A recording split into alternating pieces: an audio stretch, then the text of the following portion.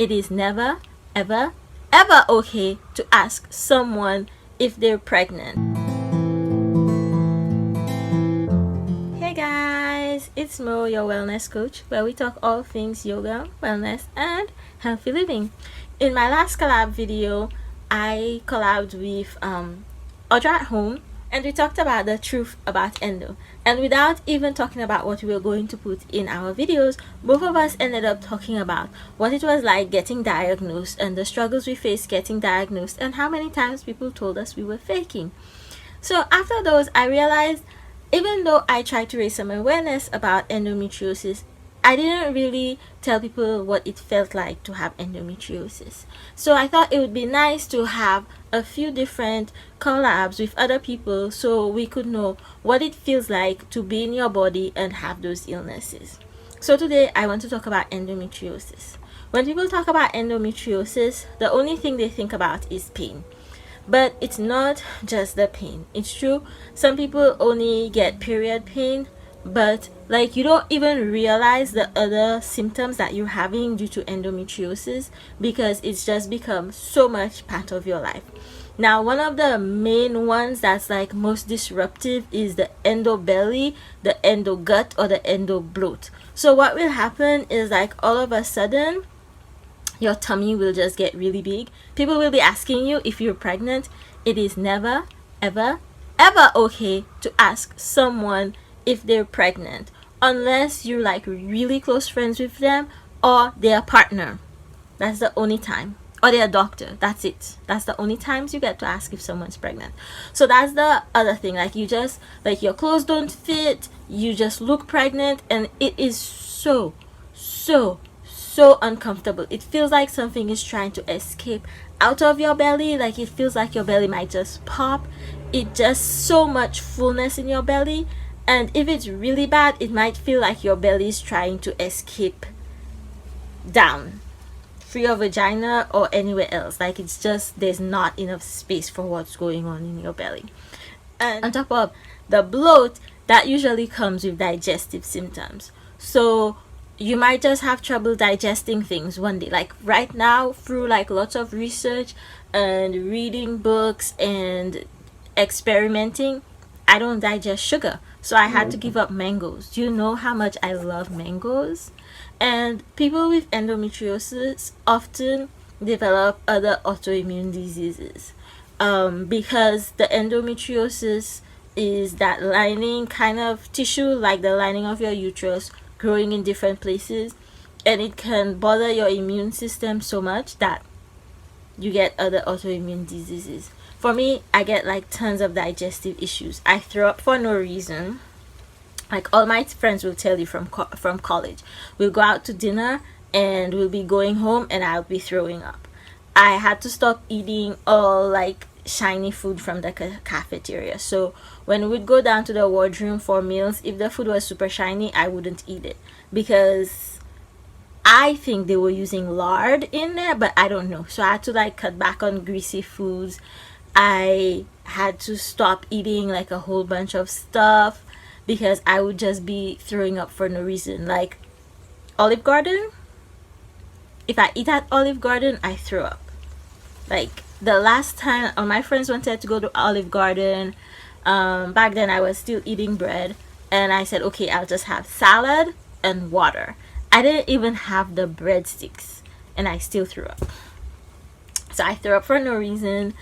I get like upset stomach sometimes, like nausea. Sometimes it's just nausea, and I do have like some ginger candies that help sometimes. So there's that. There's the throwing up for no reason and all the digestive issues that come with endometriosis. So I try to eat things that are really simple and easy to digest. I don't eat anything that I'm allergic to. If I notice every time I eat something I get bloated or I have pain afterwards, I don't eat it.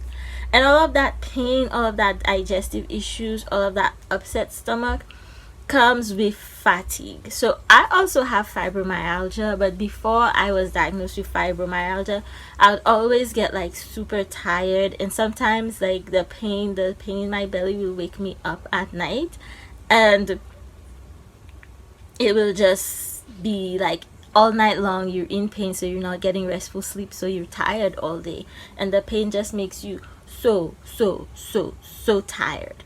And other than that, you can also have other issues in your pelvic area. So you can have bowel issues.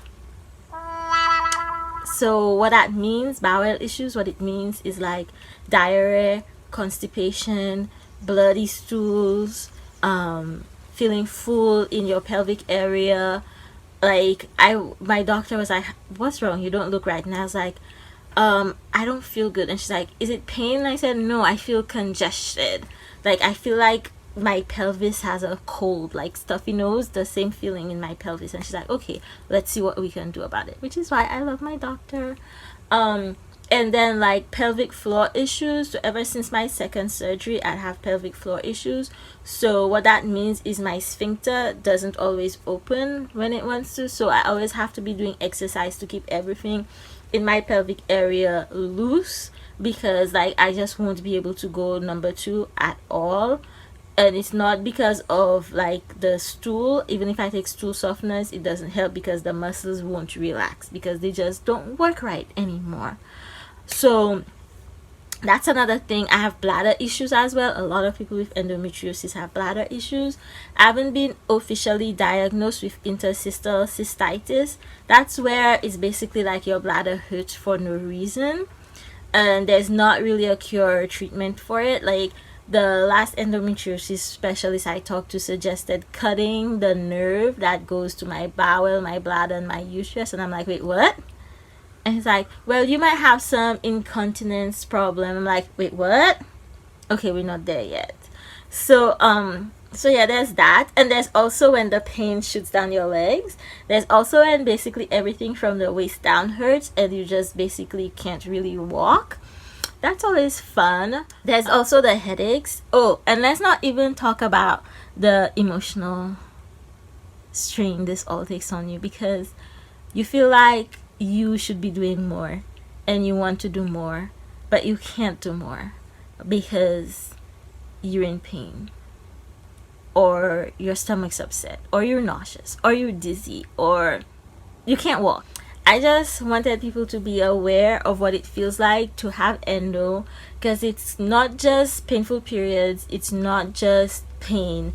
You have pain all month long for some people. You have digestive issues, you have the bloat, you have the emotional issues, and it really affects the quality of your life. So if you have a friend who has a chronic illness, please try to be supportive. You can never fully understand what it's like to walk in our shoes, but you can try. The most awesome thing someone can say to you if you have chronic illness is, I googled it. That's like goals. So thank you so much for watching. If you have any other questions about what it feels like to have any of my chronic illnesses, I will try and do some more videos as I have the energy to do it. And if you'd like to collab with me on one of these videos, because I'm looking for people to collab with me to let the world know what it feels like to walk a day in our shoes. So yeah, that's it for now. This has been Mo, your wellness coach, telling you to love and nourish your body, mind, and soul. Thank you so much for watching. Bye. If you enjoyed my video, go ahead and give me a big thumbs up and subscribe to my channel. Share this video with your friends so that they can enjoy my content too. And I'll catch you in the next video.